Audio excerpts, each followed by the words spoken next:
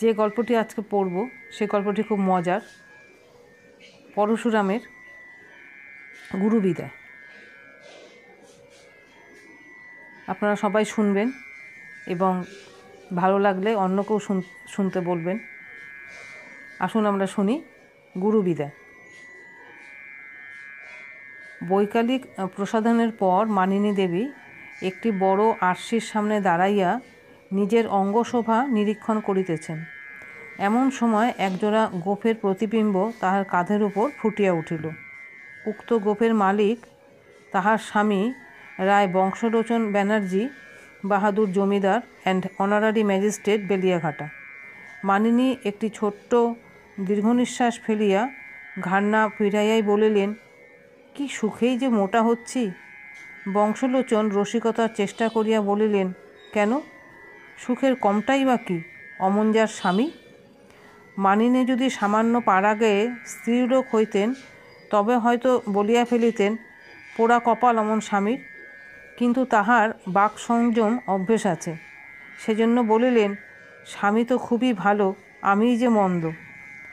কথার ধারা গহন অরণ্যের দিকে মোড় ফিরিতেছে দেখিয়া বংশলোচন নিপুণ সারথীর ন্যায় বলিলেন, কি যে বলো তার ঠিক নেই। কিসের অভাব তোমার, হুকুম করলেই তো হয়। মানিনী এইবার স্বামীর দিকে চাহিয়া বলিলেন, বয়স তো বেড়েই চলেছে, ধর্মকর্ম কিছুই হলো না।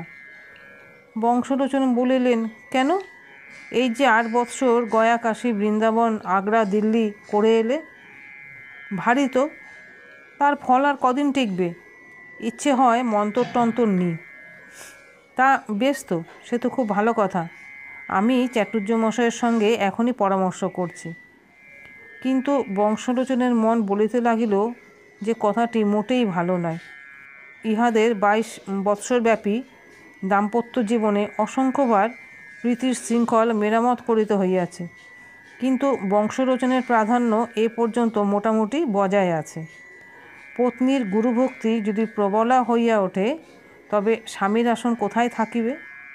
গুরু যদি কেবল অখণ্ড মণ্ডলাকারের পথটি দেখাইয়া দিয়া ক্ষান্ত হন তবে কোনো আপত্তির কারণ থাকে না, কিন্তু গুরু যদি নিজেই ওই পথটি দখল করিয়া বসেন তবেই চিন্তার কথা।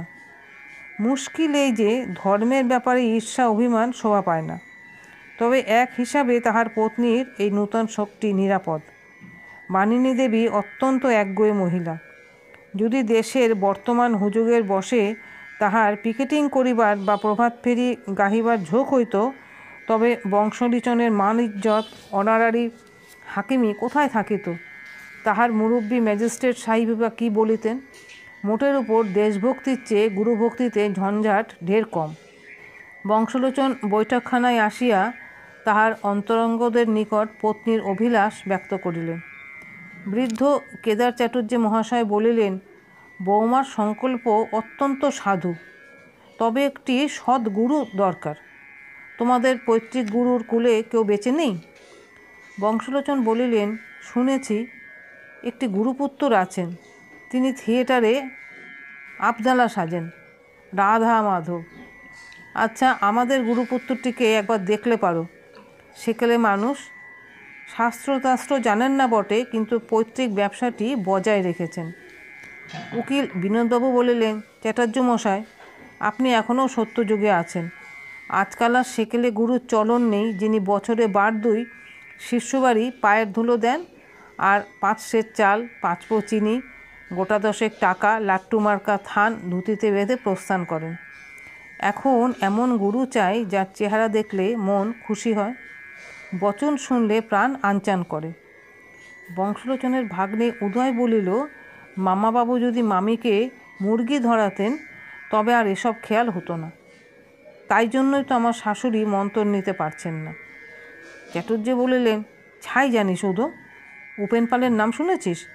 সেবার মধুপুরে গিয়ে দেখলুম প্রকাণ্ড বাড়ি, 10 বিঘে বাগান, 10টা গাই, 1 পাল মুরগি, রাজর্ষি চালে থাকেন। ঘরের তরিতরকারি, ঘরের দুধ, ঘরের মুরগি, সস্ত্রীক ধর্ম আচরণ করেন। সঙ্গে 4 জন গুরু হামেয়াল হাজির, নিজের 2 জন, স্ত্রীর 2 জন। উপযুক্ত গুরু কে আছেন এই লইয়া অনেকক্ষণ আলোচনা হইল।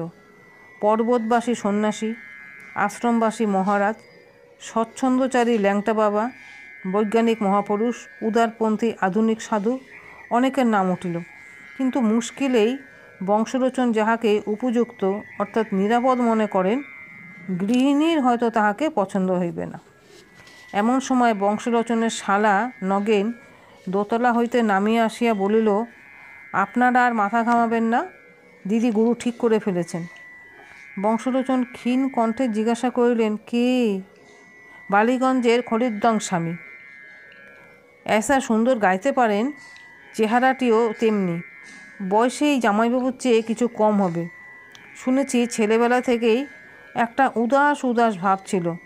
টেনিস খেলতে খেলতে কতবার অজ্ঞান হয়ে পড়তেন। সংসারে যতদিন ছিলেন নাম ছিল পরাণ সরকার। তারপর স্ত্রী বিয়োগ হতেই স্বামী হয়েছেন। এখন তার প্রায় 200 শিষ্য, 400 শিষ্যা। একেবারে সব ঠিক হয়ে গেছে নাকি? দিদি তাতে চালাক আছেন। কাল স্বামীজিকে নিয়ে আসছি, এখানে হপ্তাখানেক জাকড়ে থাকবেন, যাকে বলে প্রবেশন। তারপর দিদির যদি ভক্তি টক্তি হয় তবে মন্তর নেবেন। চাটুর্য মহাশয় বলিলেন, অতি উত্তম ব্যবস্থা। গুরুটির সন্ধান দিলে কে? নগেন বলিল, আমিই দিয়েছি। আমার বন্ধুদের মহলে ওর খুব খ্যাতি। আপনারাও দেখলে মোহিত হয়ে যাবেন। পরদিন খরিদ্দং স্বামীর শুভাগমন হইল। সঙ্গে কেবল একটি কমণ্ডল আর একটি বড় সুটকেস। নগেন মিথ্যা বলে নাই। টকটকে গৌরবর্ণ, চাঁচর ঝাঁকড়া চুল, মধুর কণ্ঠস্বর, চোখে একটা অপূর্ব প্রতিভান্বিত ঢুলু ঢুলু ভাব। 600 শিষ্যা হওয়া কিছুই বিচিত্র নয়। মানিনী দেবী প্রত্যহ শুদ্ধাচারে ভাবী গুরুদেবের সেবার আয়োজন করিতে লাগিলেন। স্বামীজির নিত্যকর্ম পদ্ধতি একেবারে ধরা বাঁধা। সকালবেলা অনুপানসহ 3 পাথরবাটি চা, দ্বিপ্রহরে পবিত্র অন্নব্যঞ্জন, তাহার পর ঘণ্টা 3-4 যোগনিদ্রা, বিকালে নানা প্রকার ফলমূল মিষ্টান্ন, পুনর্বার চা, সন্ধ্যায় মধুর কণ্ঠে ধর্মব্যাখ্যা, সঙ্গীত ও ঘুঙুর পড়িয়া ভাবনৃত্য, রাত্রে সাত্ত্বিক লুচি পোলাও কালিয়া। মানিনীর অন্তরে একটা সাড়া পড়িয়াছে। নভেল পড়া, লেস বোনা, ছাটা পশমের আসন তৈয়ারি প্রভৃতি সাংসারিক কার্যে আর তাহার মন নাই। প্রথম দিনেই তিনি নিজের হাতে স্বামীজির উচ্ছিষ্ট পরিষ্কার করিলেন। দ্বিতীয় দিনে পাতে প্রসাদ পাইলেন।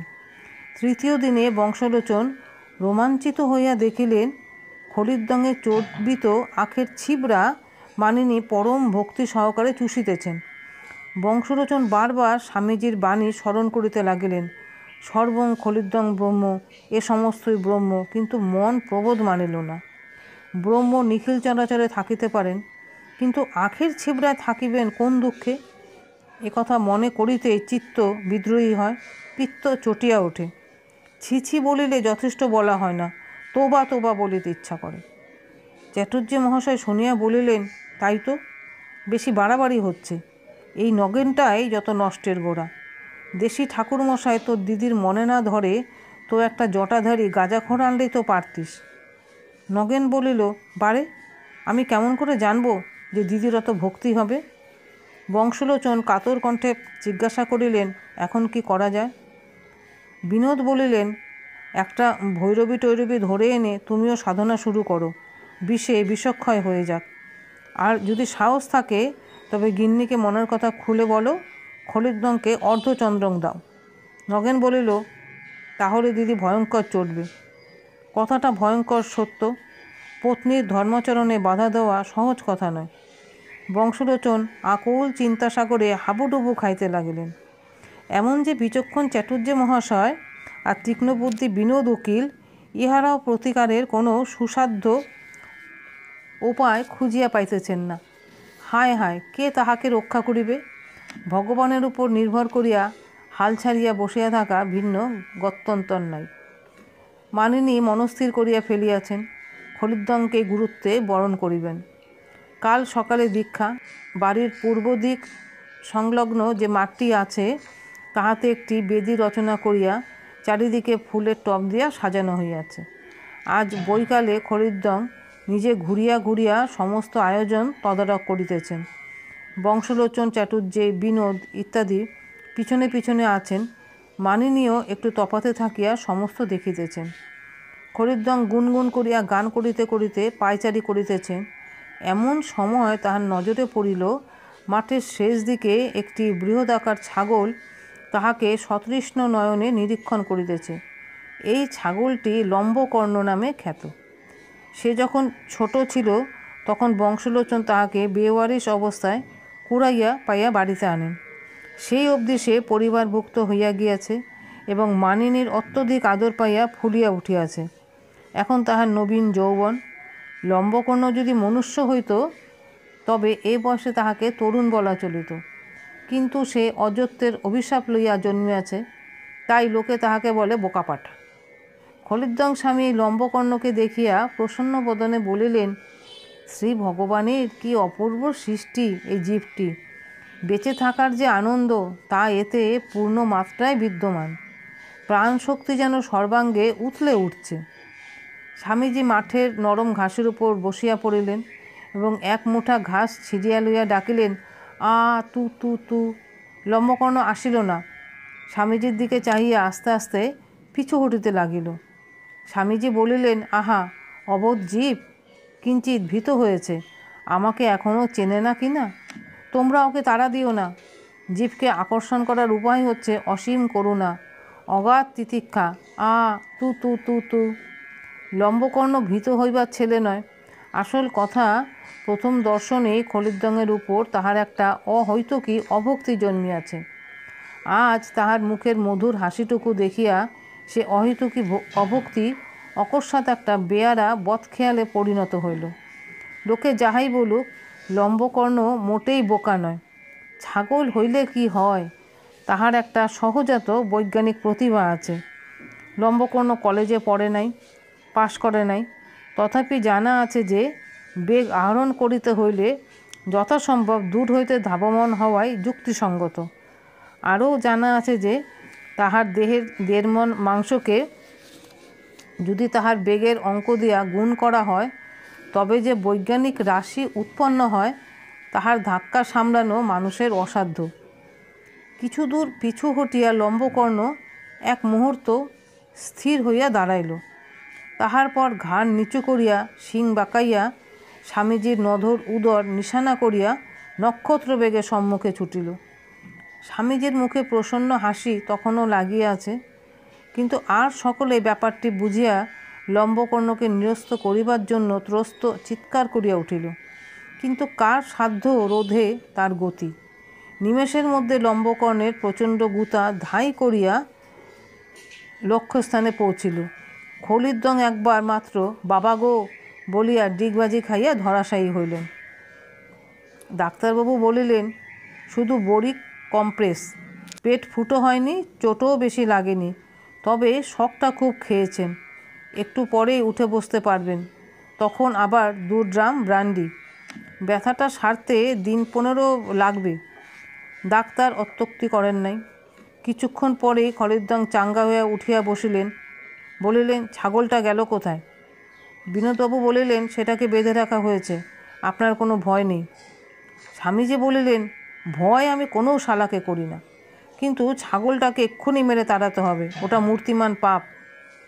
বিনোদবাবু বলিলেন, বলেন কি মশাই, আপনারা হলেন করুণার অবতার, পাপীকে যদি ক্ষমা না করেন তবে বেচারা দাঁড়ায় কোথা? আর লম্বকর্ণের স্বভাবটা তো হিংস্র নয়। আজ বোধহয় হঠাৎ কীরকম ব্লাড প্রেশার বেড়ে গিয়ে মাথা গরম হয়ে। কি বলেন ডাক্তারবাবু? উদয় বলিল, বউ আজ ওকে 1 ছড়া গাঁদা ফুলের মালা খাইয়েছে, তাইতে বোধ হয়। খলিদ্দং ভ্রুকুটি করিয়া বলিলেন, ওসব আমি শুনতে চাই না। এ বাড়িতে দুজনের স্থান নেই, হয় আমি নয় ওই বেটা। বংশলোচন দুরু দুরু বক্ষে পত্নীর দিকে চাহিয়া বলিলেন, কি বলো, ছাগলটাকে তাহলে বিদায় করা যাক? মানিনী সবেগে ঘাড় নাড়িয়া বলিলেন, বাপ রে, সে আমি পারব না। এই কথা বলিয়াই তিনি সটান দোতলায় গিয়া হাঁপাইতে হাঁপাইতে বংশলোচনের একজোড়া ছেঁড়া মোজা মেরামত করিতে লাগিয়া গেলেন। খলিদ্দং বলিলেন, তাহলে আমি বিদায় হই। চ্যাটুর্জী মহাশয় স্বামীজির পিঠে হাত বুলাইয়া বলিলেন, যা বলেছ দাদা, এই নির্বান্ধ পুরে দুশ্মনের হাতে কেন প্রাণটা খোয়াবে? ঘরের ছেলে ঘরে ফিরে যাও, বেঁচে থাকলে অনেক শিষ্য জুটবে। এসো। আমি একটা ট্যাক্সি ডেকে দিচ্ছি। বংশলোচন স্বস্তির নিঃশ্বাস ফেলিয়া ভাবিতে লাগিলেন, স্ত্রী চরিত্র কি অদ্ভুত জিনিস।